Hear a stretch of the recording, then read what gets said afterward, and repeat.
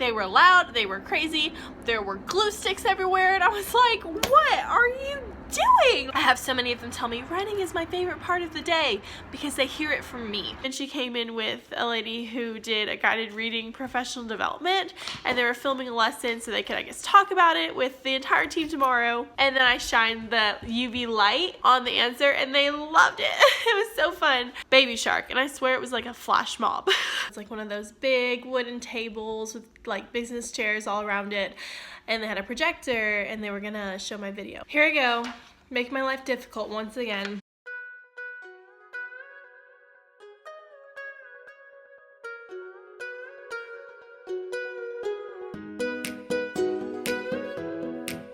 Morning, so it is Monday. I'm super excited for this week with my kids, actually. I think they're gonna have a lot of fun with the whole pumpkin theme we're doing this week, and I'm just excited to do teacher activities in Halloween in general. I totally missed this part of the year when I was student teaching. I came in January, so I haven't got to do any of these fun like Halloween and Thanksgiving and Christmas themed activities with them, so I'm really excited to get into that. Plus, their behavior last week was absolutely amazing, so I'm hoping this week they keep it up, and I'm just ready to dive in. So I'll show you what I'm wearing today because I feel like I never really show you guys what I'm wearing, and even though I have like the worst fashion sense in the world, you guys still ask for it, so I'll show you what I'm wearing and I'll head out. It is about almost 6:30, and I'm gonna stop by Dunkin' Donuts and get a coffee and a donut today. I am wearing my breast cancer lanyard that I got from my Pampered Teacher box, and I'm wearing some, oh, you can't really tell in here. I'm wearing some cream toms, basically, some brown pants that I got from TJ Maxx with little zippers. They're just really comfortable pants, so that's why I like them. This top that I got from Target, and this cardigan that I got from Old Navy. This watch is from Yode. I'm really excited to be working with them, so I'm kind of trying it out, and then I'll talk to you guys about it, but it is absolutely gorgeous. It is definitely a stunner.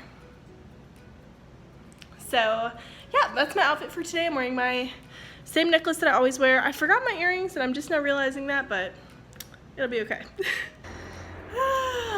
It's Tuesday. I didn't vlog Monday after school because Monday's my husband's day off and I just want to go home to him. And I didn't vlog this morning because it was really dark outside and you couldn't see me, so I just didn't. But today is Tuesday, it's after school. It is 5:35, and I could have left today right after school, but I was just doing a couple things, like some things I needed to get done for school and just random things. And today was one of those days where like I just wanted to be in my room. Like I kept trying to find more things to do because I'm just not used to leaving early. And so anytime I can leave, I'm like, but wait, I can sharpen pencils, I can print more word work activities, I can do this or that, and I need to stop. If I can leave early, I really should just take advantage of it, right? Yeah, yesterday was Monday, so it was a good day. I feel like my kids are always good on Monday, and I know I feel like part of it is probably because I'm always in a really great mood on Monday.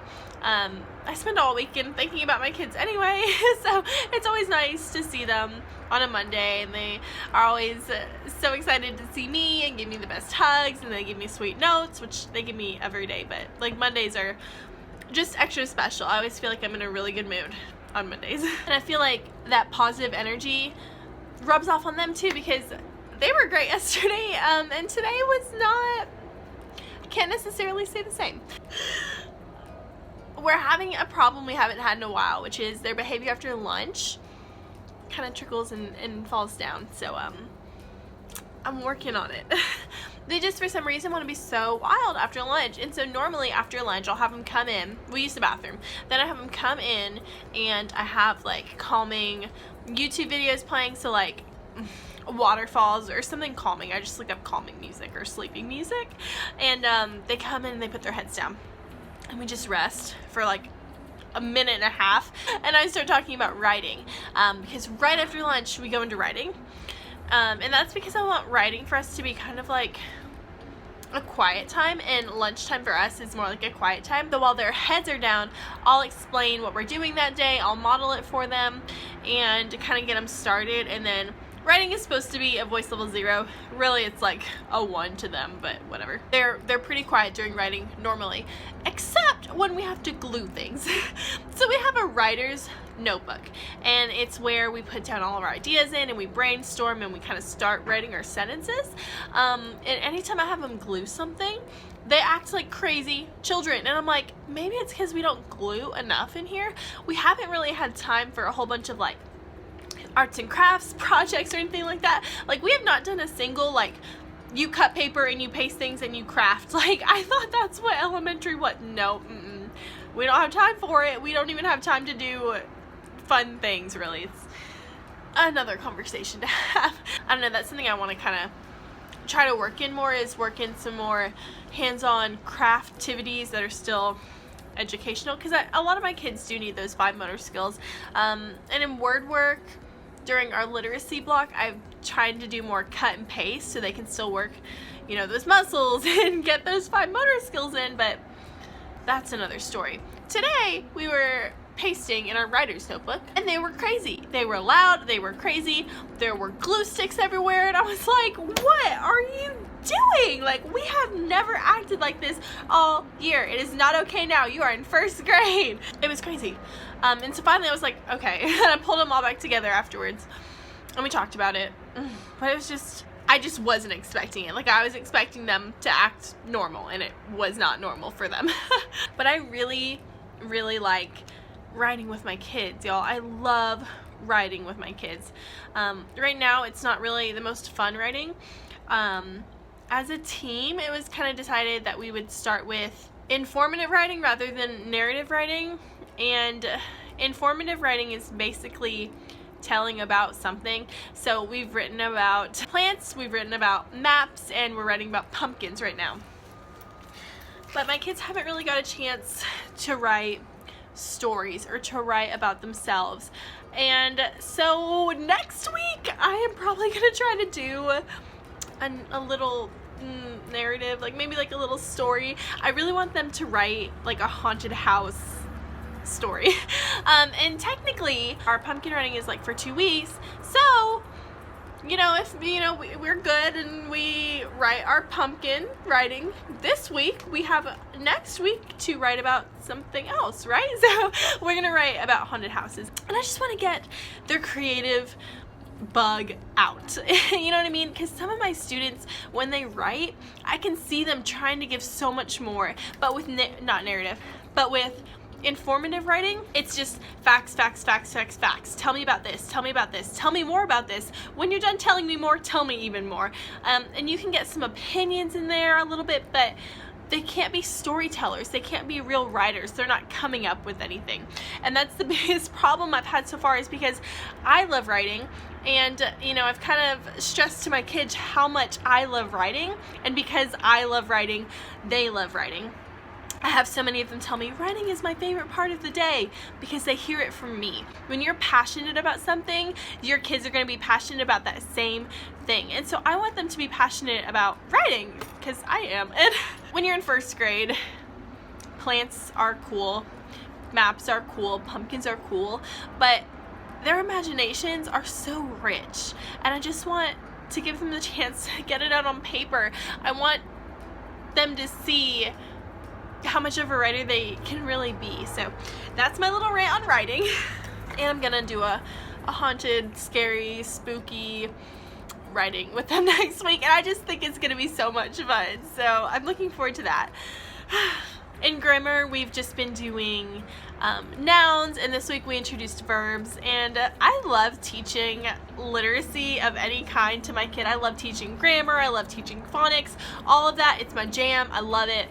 And I like making it fun for them, and you know, having a PowerPoint that kind of takes me through my entire day helps me with that, and I don't have to really think about what to do or say. I just click and go. Another thing I've kind of been enjoying is my kids, anytime we learn about something, they love to find what we're learning about in their life. So this week we're learning R blends and S blends at the beginning of words. So TR is ter, PR is per, like tree and princess, and S blends like slip and swim.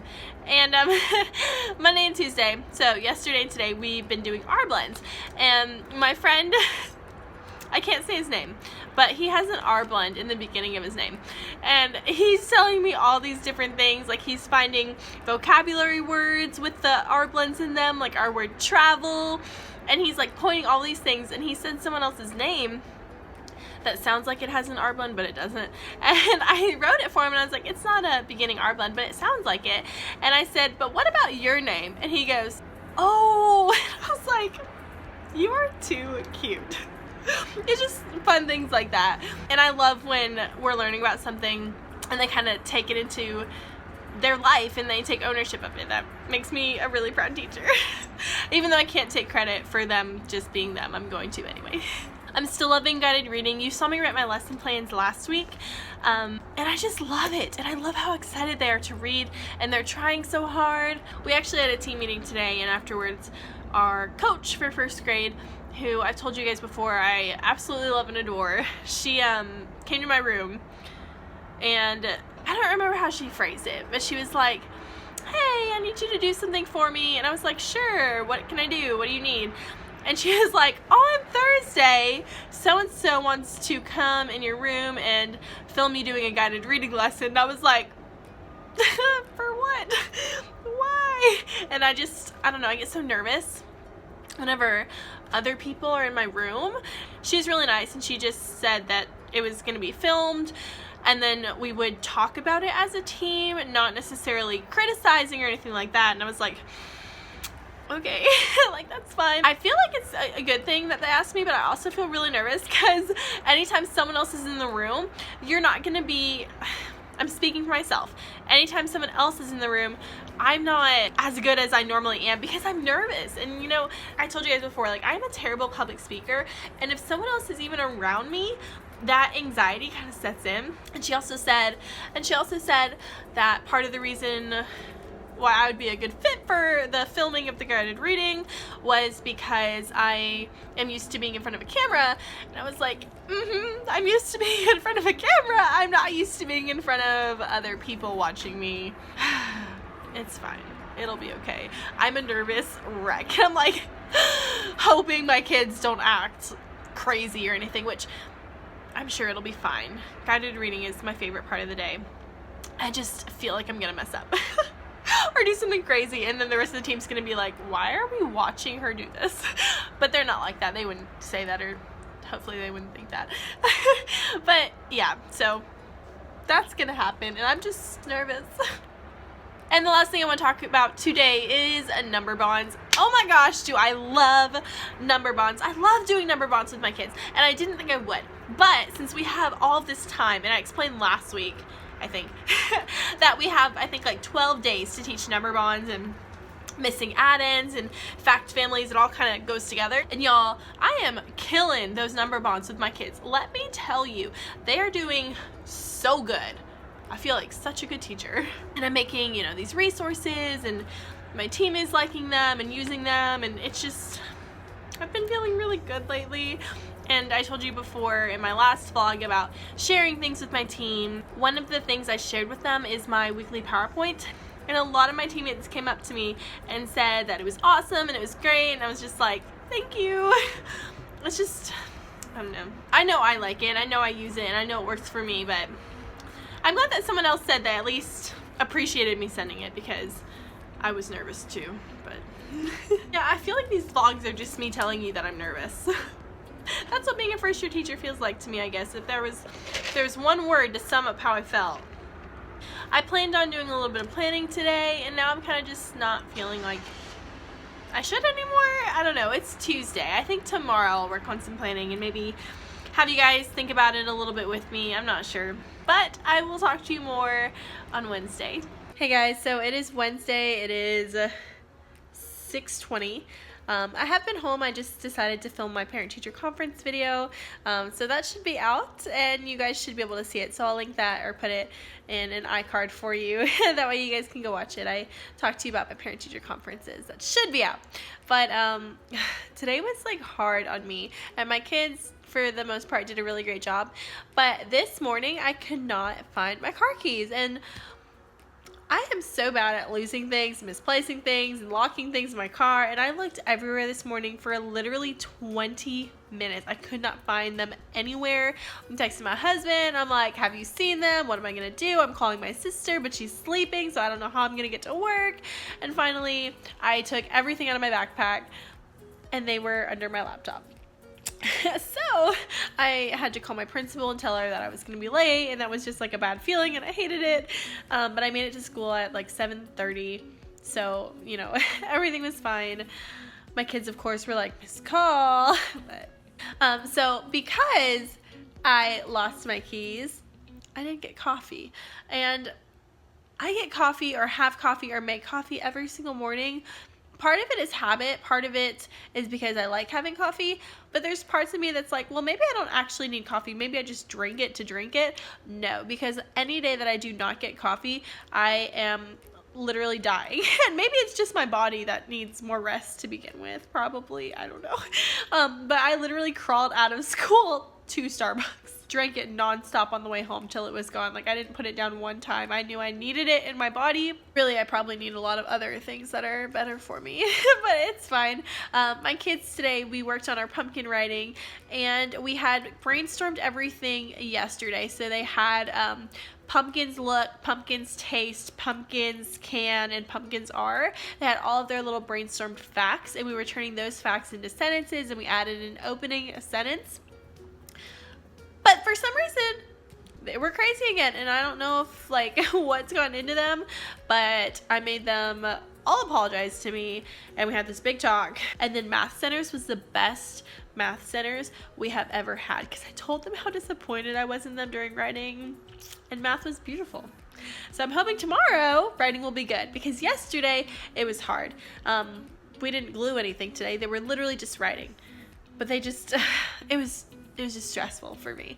But math was beautiful. It was the best math we've ever had, so I'm so proud of them. Other than that, there wasn't really anything too eventful that happened. I just was so tired when I left work. I literally, after school, I went and laid in my library. Oh no, you know what I'm realizing I have to do now? Look over their writing. I should probably do that. So I always look over my students' writing, and I have my writing binder, which I can show you. And it has just like a little checklist, and I just check off what they do in their writing for their drafts and for their, you know, final draft. And that way I can see improvement over time. And it's something that I'm glad I started, because I'm just somebody who likes having data and things to talk about. So I brought home all of their drafts to look at. So I guess I'll do that now. All right, so here's the writing checklist that is inside my writing data binder. I covered the name because of privacy. So basically all of the light blue is their draft, and the dark blue is their final. And I date it down at the bottom. So the draft on the 25th, the final version on the 26th, draft, final. And basically it gives me a really quick overview of things they are doing. I only check what they are doing. If there's something they really are struggling with and they need help on, I put a star. So spelling, I guess it was really rough this first time, really rough on the draft, and then we fix it for the final revision. So what I do when I look at their papers, for example, at the top you can see it's a draft. Again, I always date my papers just so I have a record. But this is an example of this student's work. Whenever we're doing our drafts in class, I have them bring it to me so I can stamp it, and I just quickly glance over it, talk to them about some things, and then I take this draft and I mark here. I'll go ahead and do that really quickly for you. All right, so that's gonna make my life a lot easier. So I'll just take this pen and I'm gonna go over it. The first time I'm just gonna read it. So this student said pumpkins, and we were learning about possessive nouns, and so she put apostrophe S and everything, and I had to explain to her, no, that's not a possessive noun, but good job. Pumpkins are fun. Pumpkin look big. Pumpkins look green. Pumpkins look bumpy. And this is why I go over it with them first, because I want to make sure I can understand what they're saying, because sometimes if you come back the next day, they already forget what they wrote. So that first time, whenever they bring me their paper, I have them read it to me. That way, if there's anything that I have no idea what it says, I can just write it. So bumpy. Pumpkins taste sweet. Pumpkins kinda good. Pumpkins taste like pie. Pumpkins can grow. Pumpkins float. Pumpkins float. Pumpkins can have seeds. Pumpkins are delicious. Delicious. Pumpkins are they sometimes are hard. I don't really know. So this was her draft, and she did this really, really quickly. This wasn't something that she obviously took her time on. You can see there's a lot of spelling issues. So again, all I'm going to do is go over here, mark my draft. It is October 24th. And I'm going to mark spelling because that's definitely something we need to fix before we get to the final draft. My categories at the top. Edited, no, it's clearly not edited. Neat, no, I know this student and I know this is not neat for this student. If it's a student that struggles with handwriting, if it's neat for them, I would check it, but it's not neat for this student. Is the goal achieved? Her goal was to tell me about pumpkins. Yes, her goal is achieved. Did she give me enough information? Definitely. Okay, so beginning, middle, and end, not something we're focusing on. Was it proofread? No, it certainly was not. Capitals. So over here I'm noticing that she's putting capital letters kind of in the middle of her words and things like that. She's not necessarily making capital letters at the beginning of her sentences, so I'm going to say no for that.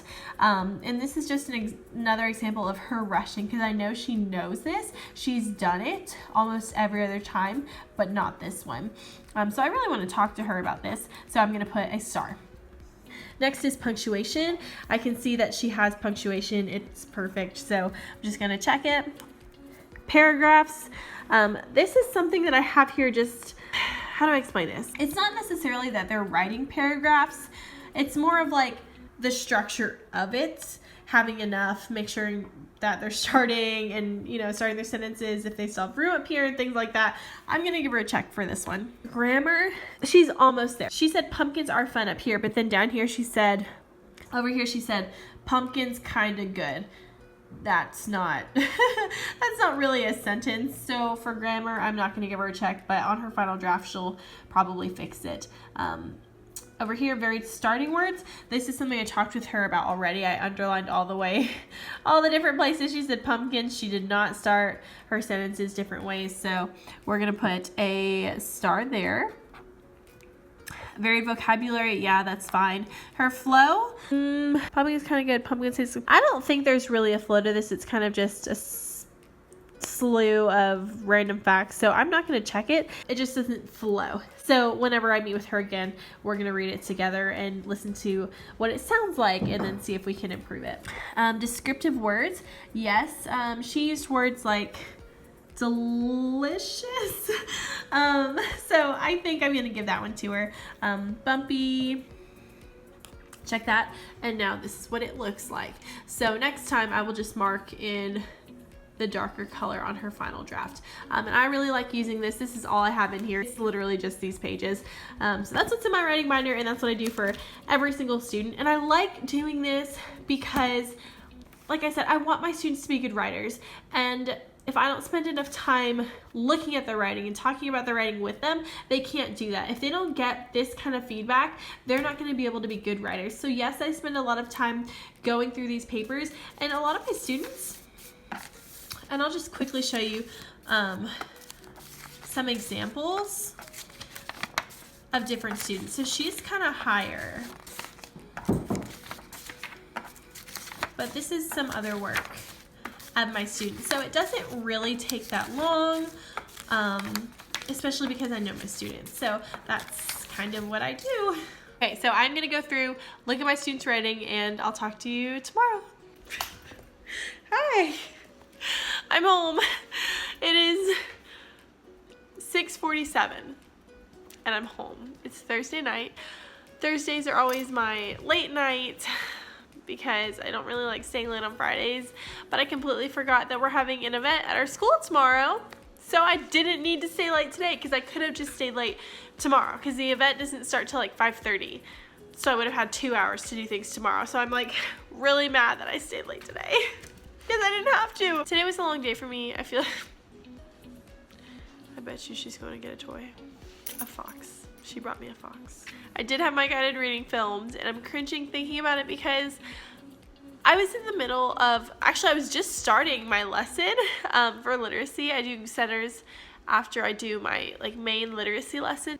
Apologize for my voice, I'm congested, but I had just started my lesson, and I don't usually start my guided reading groups until about 10 something, and they came in way earlier than that, and they were like, yeah, you can just do your guided reading groups when you're done. And I was like, I am not going to sit here and teach a whole lesson and have people watch me for that until I do guided reading groups. So I just stopped and said, we'll finish this later, and started my groups. So of course, my kids were not as great as they would normally be because it was outside of our routine. I was kind of rushing them to get to centers. Nobody was there to judge my classroom management. I think it was fine.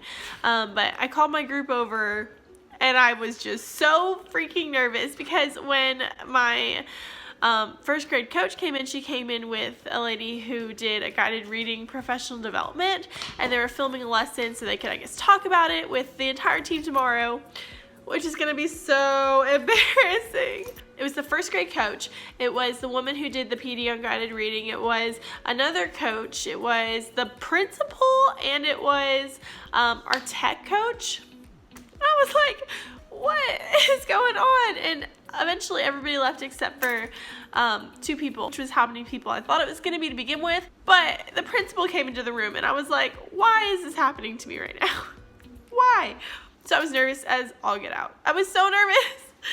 It went okay, and they're not there to judge me and say, oh, you did these things wrong. It's really just supposed to be a learning experience for everybody. But the fact that it was me, I was just I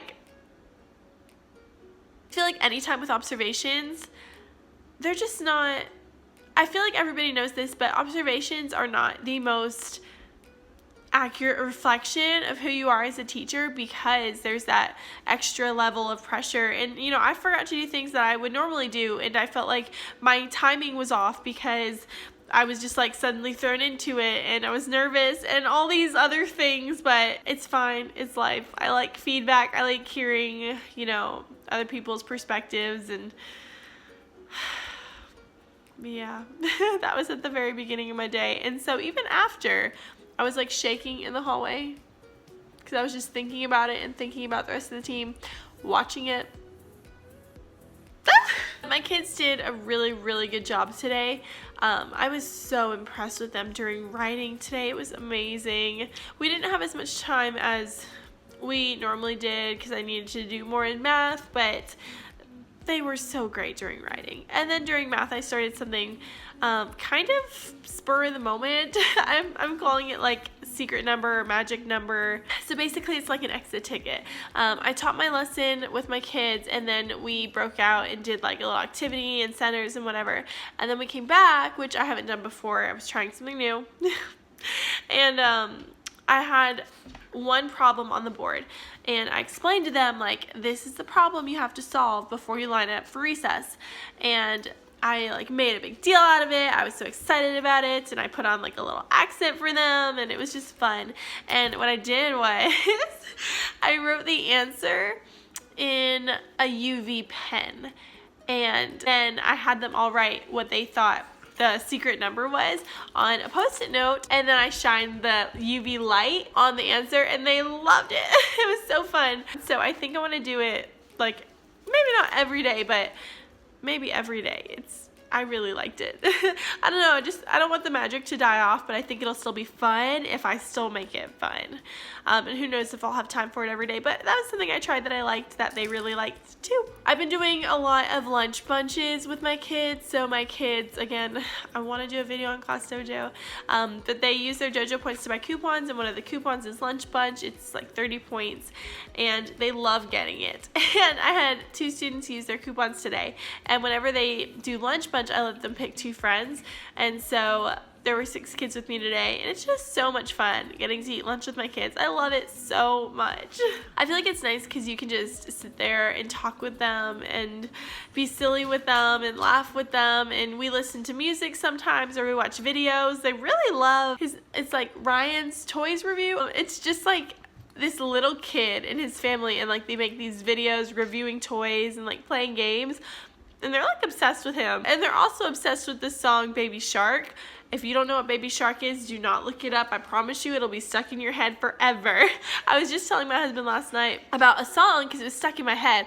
I was like, it's Baby Shark. And he's like, what's that? And I played it for him. And he was like, that's catchy. And I was like, leave me alone. I hate this song.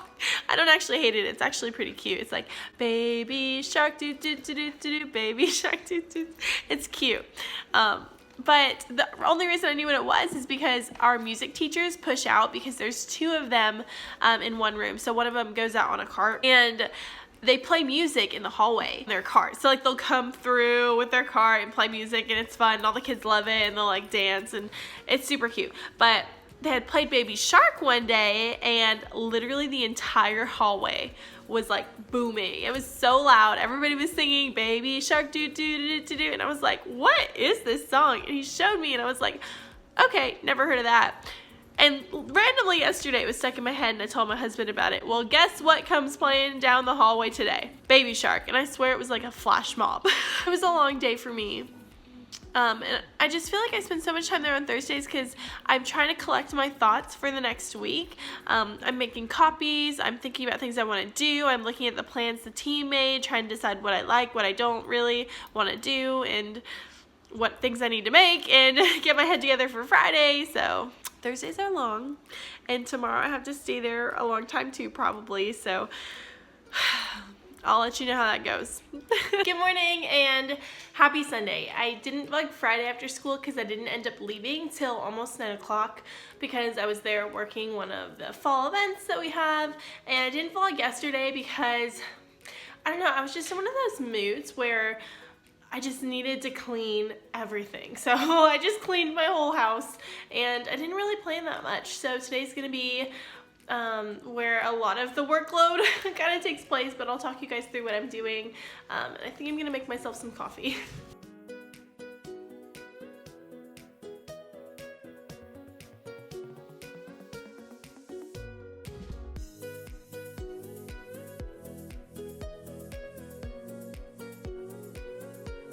If you've never seen one of these before, it's a Bialetti. And when me and my husband went to Italy for our honeymoon, they had these, and in the Airbnbs they stayed in, they showed us how to use them. And it just brews espresso for you. And it smells so good. It's kind of cool if you've never seen it before. Ah.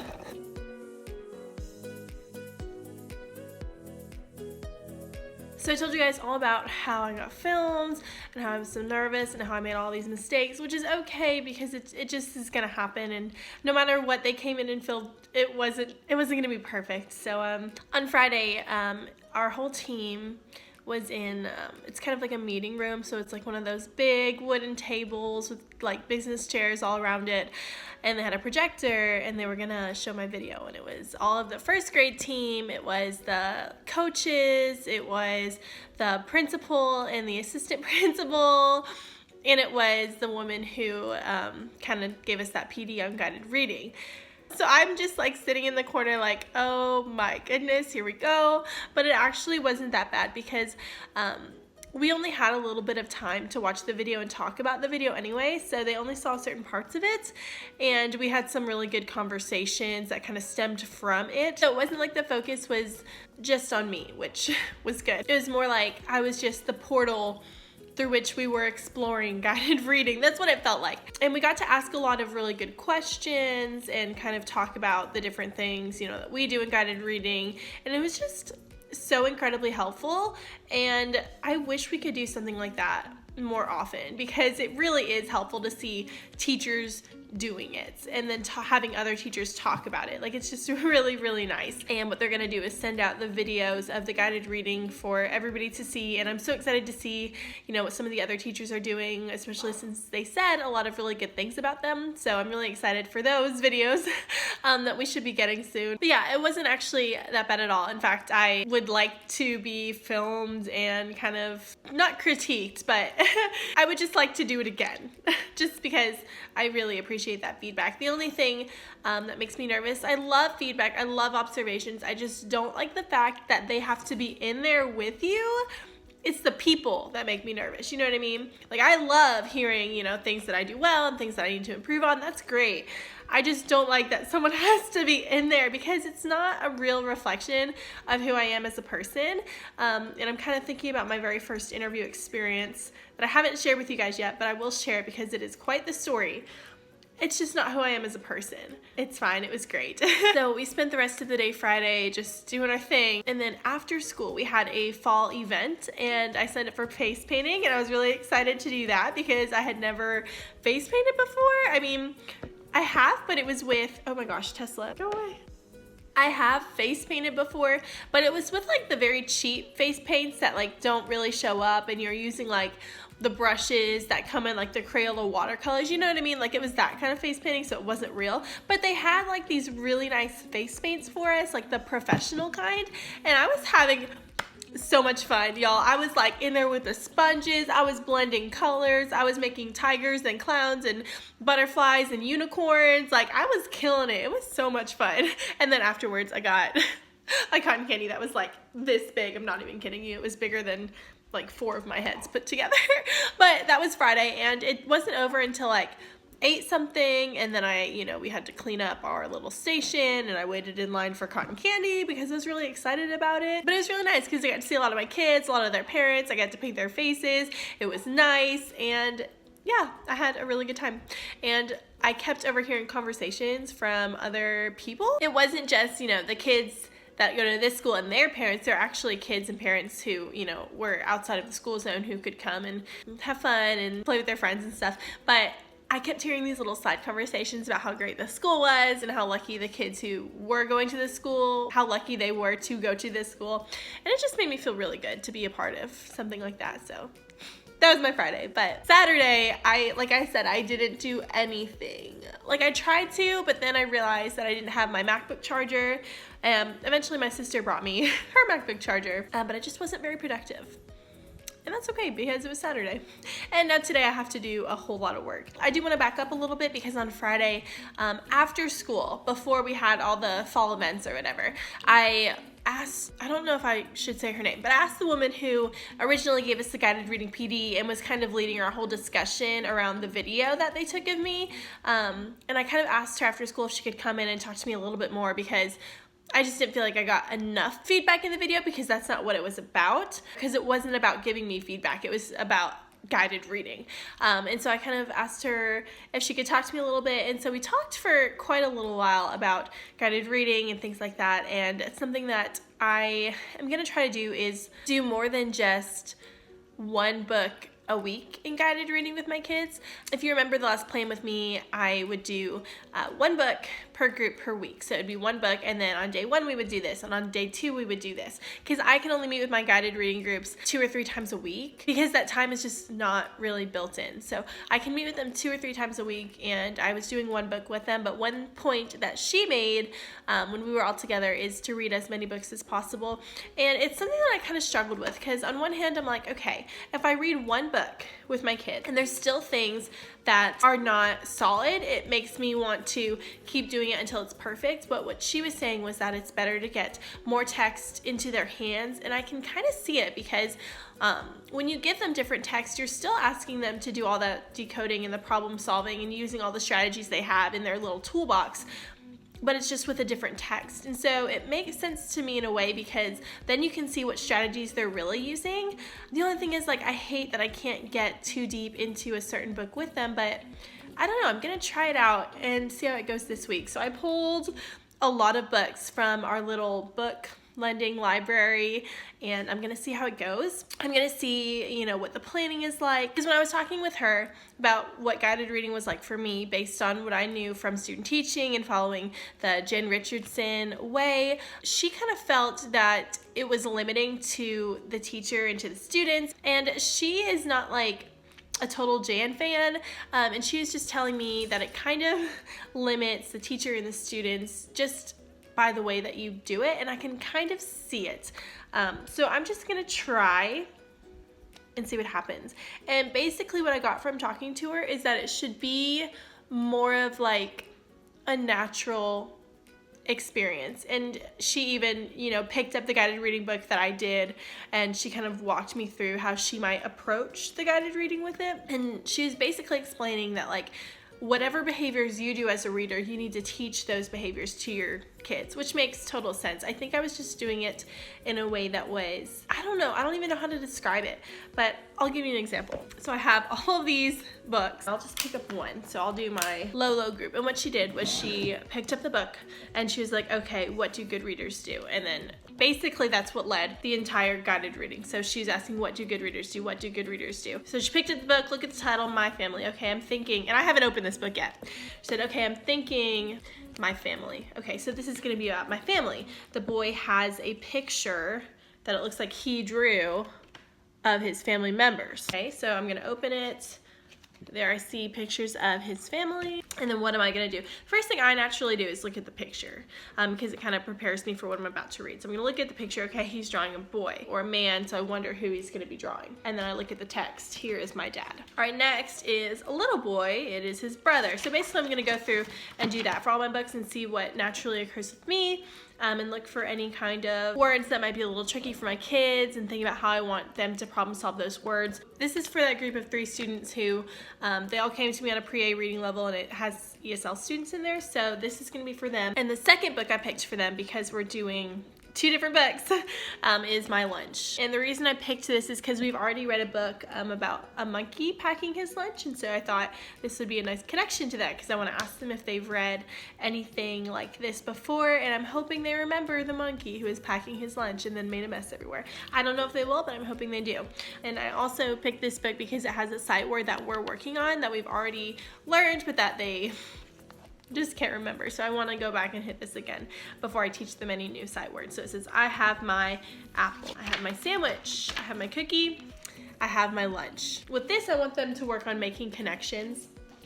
And this one too, because we read last week, we read a book called The Picture Wall, and it was the same boy, but it was showing pictures of his family on a wall. And this one, he's drawing the picture. So I want to see if they can make those connections with this book and then with this book to the monkey packing his lunch. We'll see. I don't know.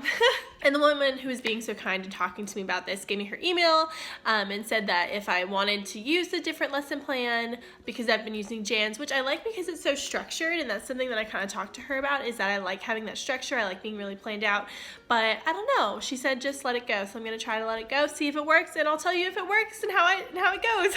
But she said she would be more than happy to email me what she uses as a little lesson plan, and I'm guessing it's pretty simple. And you know, I could probably just make one really quickly, but I don't know. But I left my lesson planner in my classroom. So not only can I not write out my lesson plans this week, I don't have her email.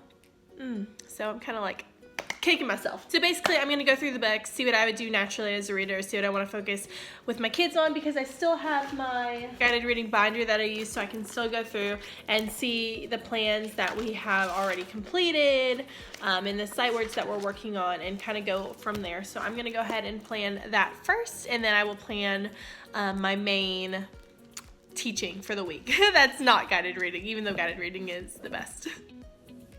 Here I go. Make my life difficult once again. I went to the back of my guided reading binder where I keep my lesson plans. And I looked at the plans, they're Jan's plans that she made, and I debated on just using them, but I feel like if I write my guided reading plans in her layout, that I'm just gonna be tempted to do everything the same exact way that I have been doing it. And guys, I like using Jan. I think it's really nice for someone who doesn't know a whole lot about guided reading. They can go in and it gives it all for them. So with that being said, I can see how that it kind of limits the teacher and the student. So I'm just gonna try to make a more open plan. And like I said, I don't have her email that she gave me because I left my planner at school for the first time ever, of course. So I'm just gonna sketch out a really rough plan and make one for me and try to use that just so I can be a little bit more loose, a little bit more fluid in my guided reading, and not spend forever planning a book that we're gonna use for only one day. So I'm gonna try to hone in on a specific thing that I want my kids to do, get them through the book, and that's what I'm gonna do. Okay, so here's kind of what I spent way too long doing. I made plans for early, emergent, and transitional guided readers, and this is what I kind of came up with. Since we are being encouraged to do more than one book a week, I have a section up here for a book and a section down here for a book. Down here are just strategies and prompts I can use kind of on the go quickly, but I'm hoping I can just, not really have to use that. Maybe more for planning than anything. So you put the week you're doing it, the strategy, the comprehension goals you have, the title of the book level, and then this is what you would do before reading, after reading, and then what you would do for writing. I put writing on both days just because it is optional either day. I'll probably end up doing it this day, but I kind of just wanted it to be the same. So then for emergent, it's a little bit different just in the fact that the prompts are different in here, but this is pretty much the same. And then for transitional, it is different. So I am going to do a 2-day plan still with my transitional readers just because their books are a lot longer. So day 1 is all of this. Day 2 is this. And then again, I just have prompts down here. So really the planning is just all up here. So on day 1, I'm going to do the same thing as before. Introduce the book, no sight words, preview a teaching point. They're going to read it, review the teaching point, prompt for discussion, and a word study. So with them, it's like making a bigger word or doing analogy charts and things like that. So they're just reading to a stopping point on day 1. And then day 2, finish reading the book. I'm going to just quickly review what we read, introduce the next section of the book, restate my teaching point that I taught up here, and then review the teaching point after they have read, and then the discussion prompt again. So no more word study on day 2, and so we're going to plan for and do our guided writing. But that's kind of an overview of what I just spent way too much time on, but I'm hoping it helps me like kind of loosen up when I'm teaching. And that's part of the reason why I have all of my prompts down at the bottom, because I don't really want to over rely on them. They're just there as a support for me as the teacher, but I'm hoping this works out. So I've got to give guided reading a break. I've been doing that for hours, and I haven't even planned my lessons. This is why it's hard to be a perfectionist. It's because you waste so much time doing things, but hopefully it'll pay off. Hopefully I like the plan I use. Hopefully it encourages me to be a little bit more free and flowing in my guided reading. Who knows? But now I'm gonna work on my PowerPoint for the week and get my standards all typed up.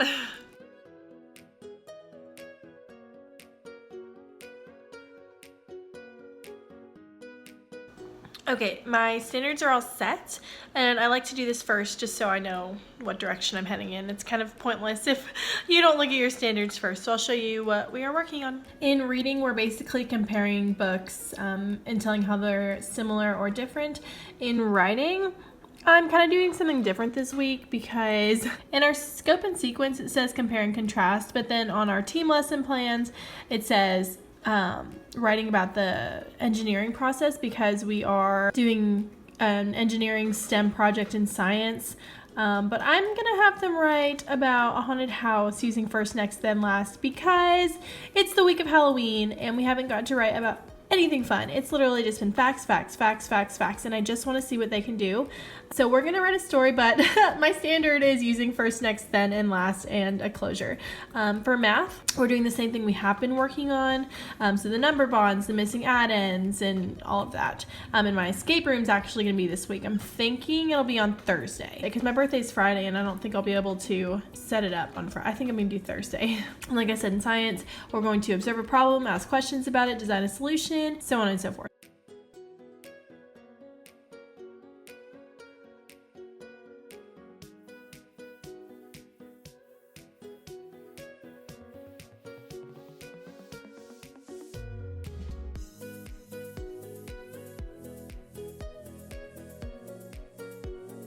What our day kind of looks like. So it starts off with this like morning message where they build something in their STEM bins, and it's usually related to something we're doing this week. So that is actually related to our STEM project this week.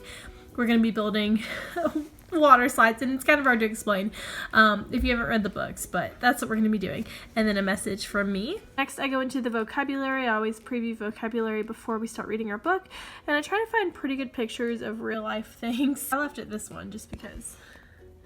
Yeah. This is impressive, proud, and announce. Then we get into our actual read aloud. This week I'm doing 4 books, so 2 read alouds and then 2 shared readings. So this is one of my read alouds, Ricky the Rock That Couldn't Roll. And then we go into reviewing things we've learned about. Last week we started learning about verbs, so this week we are going to continue that. Gonna go through my verbs. And then, oops. We get into phonics. This week we're doing end blends, so we're doing ND, NK, and another one. So this is kind of my phonics PowerPoint. And then our shared reading is going to be Stick and Stone. It's related to Ricky the Rock That Couldn't Roll. They have similar themes, and we're going to start comparing the books. So we're going to read Ricky the Rock That Couldn't Roll and Stick and Stone on Monday and Tuesday, and then Thursday and Friday we're doing 2 different books. So I'm going to try to get a lot of content in there for them. And this is starting our STEM project. Ricky wants to go to the water park, so they're basically going to build a slide for Ricky, our little rock here. And then we do our sight words, and then we go into centers, and I'm covering this side because their pictures are there. But on Friday, since I only have 4 centers, normally this would be Finnish or technology, but we're just going to finish our STEM projects because I feel like they're going to need a little bit more time. I also build our transition song into the PowerPoint, so it'll start playing Fireflies.